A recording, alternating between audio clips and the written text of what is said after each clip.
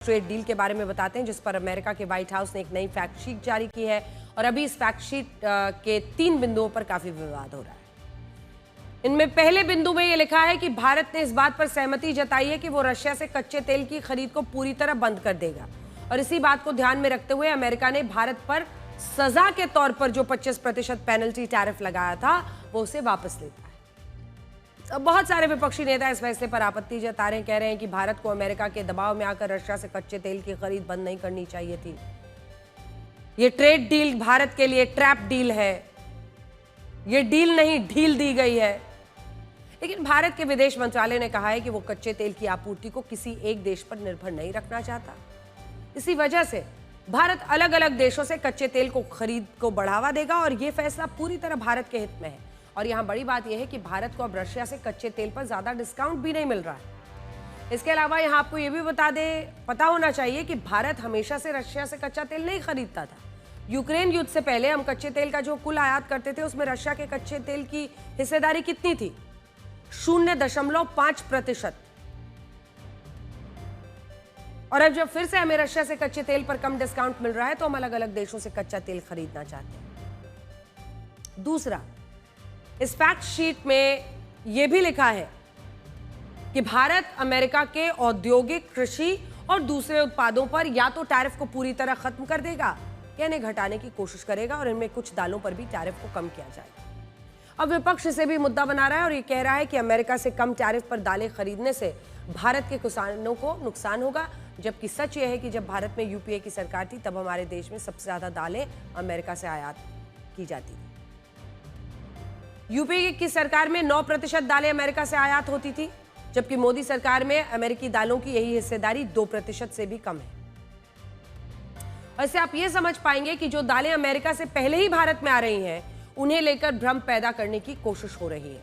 तीसरा, इस fact sheet में यह भी लिखा है कि भारत अमेरिका से 45 लाख करोड़ रुपए की एनर्जी, इंफॉर्मेशन और कम्युनिकेशन टेक्नोलॉजी, कृषि उत्पाद, कोयला और दूसरे सामान खरीदेगा। और इसके आधार पर विपक्ष आरोप लगा रहा है कि सरकार ने अमेरिका के दबाव में अपने कृषि और डेयरी सेक्टर को उसके लिए खोल दिया।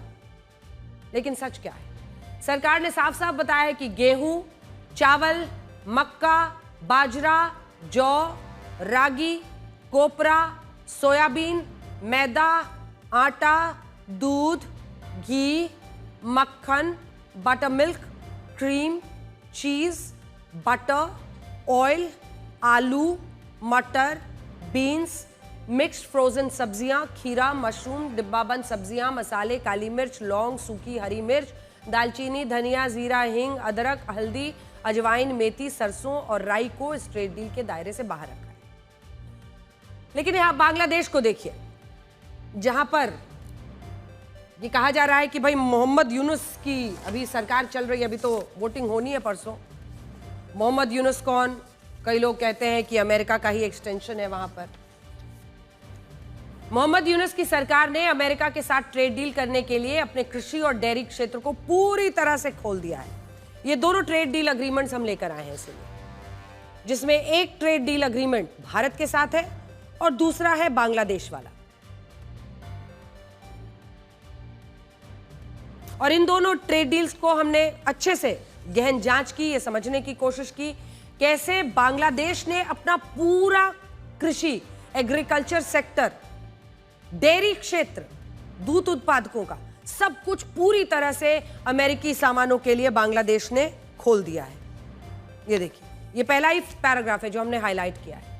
इसमें साफ साफ लिखा गया है, ये कहा है कि बांग्लादेश 32,000 करोड़ रुपए के कृषि डेयरी उत्पाद अमेरिका से खरीदेगा, जबकि बांग्लादेश में इससे वहां के किसानों, पशुपालकों को भारी नुकसान हो सकता है। बांग्लादेश ब्यूरो ऑफ स्टैटिस्टिक्स के मुताबिक बांग्लादेश का कृषि और डेयरी सेक्टर उसकी जीडीपी में 11.3% का योगदान देता है और बांग्लादेश की कुल 45% आबादी इसी सेक्टर में काम करती है। लेकिन इसके बावजूद बांग्लादेश ने अपने किसानों का कोई ख्याल नहीं किया। असल में कोई सरकार झुकती कैसे, उसका बड़ा एग्जाम्पल बांग्लादेश है। खैर, इन सबके बीच सोशल मीडिया पर अमेरिका के राष्ट्रपति डोनाल्ड ट्रंप का एक वीडियो काफी वायरल हो रहा है और इस वीडियो के आधार पर कई नेता और लोग ये दावा कर रहे हैं कि राष्ट्रपति ट्रंप ने ऐसा कहा है कि अगर वो बोलेंगे तो प्रधानमंत्री मोदी का राजनीतिक करियर बर्बाद हो जाएगा। लेकिन हम आपको बताना चाहते हैं कि हमने इस वीडियो का फैक्ट चेक किया है जिसमें ये वीडियो आज का नहीं बल्कि अक्टूबर 2025 का निकला। और उस वक्त भी राष्ट्रपति ट्रंप ने ये नहीं कहा था कि वो कुछ बोलेंगे तो प्रधानमंत्री मोदी का राजनीतिक करियर बर्बाद हो जाएगा। उन्होंने कहा था कि मोदी एक महान इंसान है और वो राष्ट्रपति ट्रंप को पसंद करते हैं। यहाँ राष्ट्रपति ट्रंप ने शब्दशः कहा था, Modi is a great man, he loves Trump, I don't want you to take the word love any differently, I don't want to destroy his political career. यानी राष्ट्रपति ट्रंप यहाँ प्रधानमंत्री मोदी और अपनी दोस्ती के संदर्भ में ये बयान दे रहे थे। लेकिन कुछ लोगों ने काट छांट की, लग गए काम पर, इसे आज का बयान बना दिया। उस वीडियो को फेक न्यूज के साथ सोशल मीडिया पर वायरल किया जा रहा है। Modi is a great man.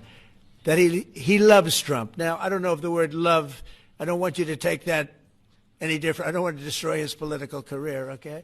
Go ahead. So, Roger Gore has just gotten back from India.